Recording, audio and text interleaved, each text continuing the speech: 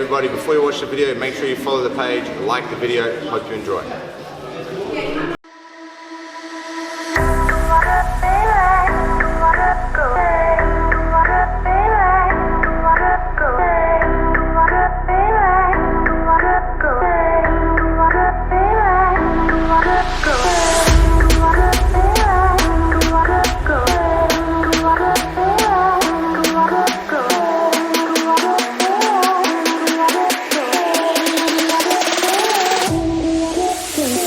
So just another question, it's more to do with like the Mongolian sporting and martial arts and stuff. Like, is that like offered in schooling, or does every father and like teach their kids? Like, because it seems to be like, you know, I mean, they're always doing well in judo, they're always doing well in wrestling, and like you're saying, this is the most focused on sports as any type of grappling, whatever. Jiu-jitsu now as well, there's a bunch of athletes that go and compete regularly at all the AJP stuff and you know, world championship events and stuff, and there's they always go in groups, and it's very tight kind of unit of people that operate. Like, that's something that I find really like impressive and admirable, is just how, like, man, like, even with the, like, there's a bunch of Mongolian guys here that will train here, but just how family orientated everything is and how close everyone is together all the time. Like, you don't really see that in a lot of the Western countries.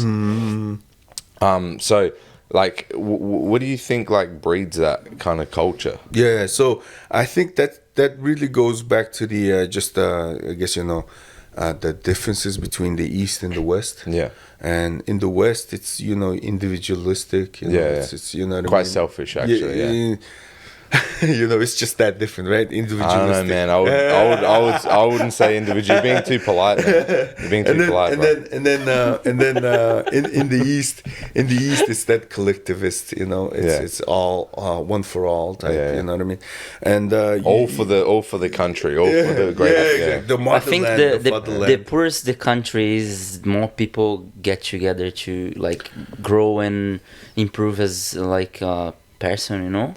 But also they're happy for each other to succeed, man. Like, it's only in like Western nations here where like people are unhappy or angry that you did well. You know what I mean? Like, you know what I mean? Like, if someone's in your village or in your town, in your city, and they do well, everyone celebrates the person, man. They celebrate this person. They're like, oh my god. Even Japan, which isn't a third world country, like, man, they celebrate people doing well. Like, man, they're so happy that someone from their place or their friend, or they know the person that succeeded. Man, here it's almost as if they're unhappy that the person they know, they're pissed off and annoyed that the guy they know did well, and you're like, what the hell is going on, bro? You're supposed to be celebrating this person. Upside down.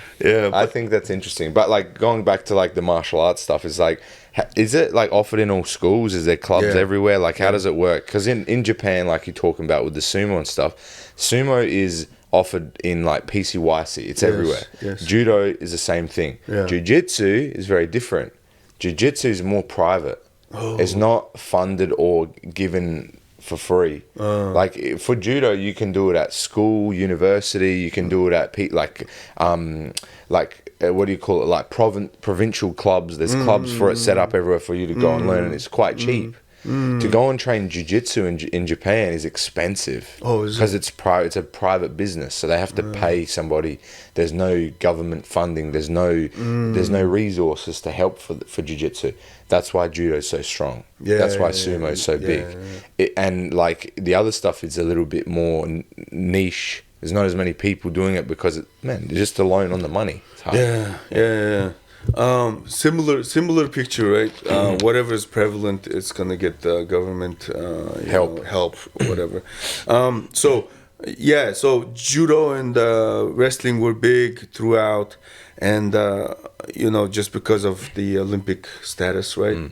And then the national wrestling would be big because of the you know, how we kind of look up. But this is a different style of wrestling, the Mongolian the national wrestling. Yes, it is different. It has its own uniform. I've seen it. Yeah, exactly. So and then you only have to, you know, just how do you throw the guy down? Yeah. You don't have to pin or nothing. There's no ground game. Just push him down onto the bottom. Exactly, and that's it. and the uniforms, those are like it's, I think it's Similar to it. tougher than gi. Okay, Man. Yeah. And then tighter than gi too. So like if you try to get your finger in, and the guy would do weird, your fingers are. You can hurt your fingers. Yeah. Like if you watch the comps and whatnot, when they throw down the guy and then try to get the hands out, they almost like yank him. Like the guy is like, oh, because he wouldn't get out. It's tight, it's too tight. It traps the body.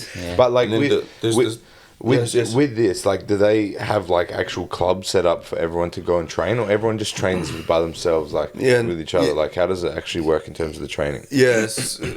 So it's so back in the socialist days, right? It's like almost like a state program kind of thing. Okay. Like you're told to go, kind of, almost.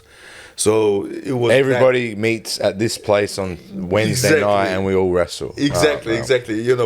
Back then. Yeah. So a lot of people still have that mentality where it's like almost if the government says so, you follow, kind of thing. Yeah. So it's still ingrained. So a lot of that is still there. But then there's that generation growing up is going to be different because they're free, more freer. They don't understand why do I have to do it? Because the government said so, or whatever. So that's there. The question to where how prevalent is it? Yes, there's state stuff. There's local stuff, and hey guys, thanks so much for watching the video. If you haven't yet already, make sure you subscribe, like, and again, go and check us out on Facebook, on Instagram, like all our platforms. Give us a follow at bjj.101 on Instagram, and go and check out bjj101.com.au to access the full video library.